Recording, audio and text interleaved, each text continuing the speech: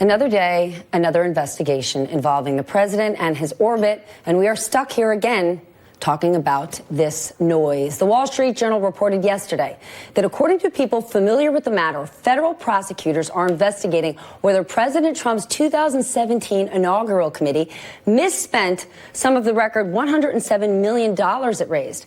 There's also questions now about whether top donors gave money in exchange for access and influence to top administration officials. This distresses me. The New York Times taking it a step further, revealing that, quote, federal prosecutors are examining whether foreigners illegally funneled donations to President Trump's inaugural committee and pro-Trump super PAC in hopes of buying influence over American policy. And this is according to people familiar with the inquiry. Here to weigh in, this is going to be a good one, former New Jersey Senator Bob Torricelli and Chris Wilson, CEO of WPA Intelligence and former 2016 Ted Cruz campaign aide and former executive director of the Texas Republican Party. Senator Torricelli, all of this back and forth with Cohen. Now we're talking about misspending money during the inauguration. What's your reaction to all this? Honestly, like from the bottom of your heart. So in my years on the Senate Judiciary Committee, we used to bring these kind of facts to Patrick Leahy. He used to quote one of my favorite figures of American cinema, Captain Renault, who said, gambling and Ricks. So people were donating to the inaugural committee because they wanted to get access to the Trump administration? I can't imagine that would be the motive of someone giving $1 million. Of course they wanted access. That's a complete non-starter. That's why everyone does. I mean, nobody is spending that much money because they're dying to go to that party. Boeing gave $1 million to the inaugural committee because they wanted to have a nice time or see the massive crowds?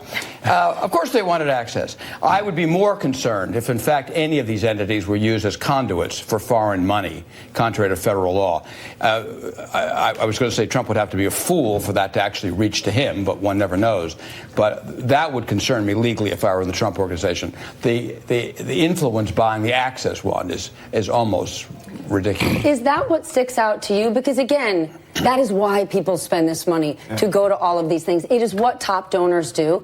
But the thing that keeps occurring during this administration is this self-dealing? Is the president putting himself first? You know, when the financial crisis was happening, whether you liked Hank Paulson or not many of us were saying, is he making these decisions based on his own personal business and wealth? But when the inauguration story comes up, and then you hear about a lobbyist from Saudi Arabia getting 500 rooms in Trump's hotel when his foreign policy against nations like Russia and Saudi Arabia don't make sense.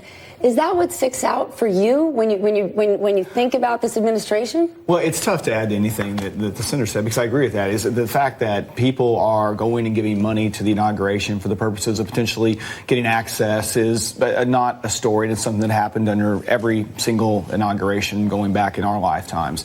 But yeah, if what you just described is going on, that would be disturbing. But I also think we are quicker, at least in my view, to jump to those conclusions in this administration, fairly or unfairly, than we have been in past administrations. And like the quote that you pulled from the New York Times there, and where their investigators are looking into. It doesn't say they found evidence of, it doesn't say that it's occurred, it just said they're looking into. And I think it's a little bit of a leap of faith for us to continue to say, well, this is what could have happened that's bad, and just report that as if it's news. Let's wait till we know if it happened or not. I'm with you, but do you think one of the reasons we jumped to that conclusion is that the president has surrounded himself with now indicted criminals?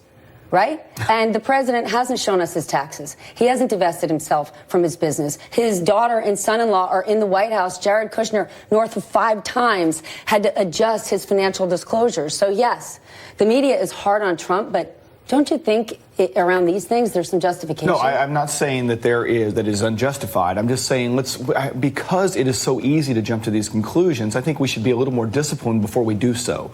And what I mean by that is because, look, we don't have to speculate really here, because whenever it is so easy to arrive at, what we were talking about before on the air about Michael Cohen. I mean, where it's so easy to get to those in conclusions and see what's occurred there. Let's wait till it comes out before we start speculating as to what may have occurred. Money was given for the inauguration. It happens every 4 years. It'll continue to happen every 4 years, probably for our lifetimes as well. But before we decide that there was something nefarious that went on, let's at least see that there's evidence to that effect. All right, then in terms of the court of public opinion, is there a risk that there are so many investigations and so much noise, and one network says one thing and another network says another, Is there a risk this becomes white noise? I met a waiter over the weekend who said to me, I don't watch the news anymore, and I hope he is now. And he said, because what am I to believe? We're already there.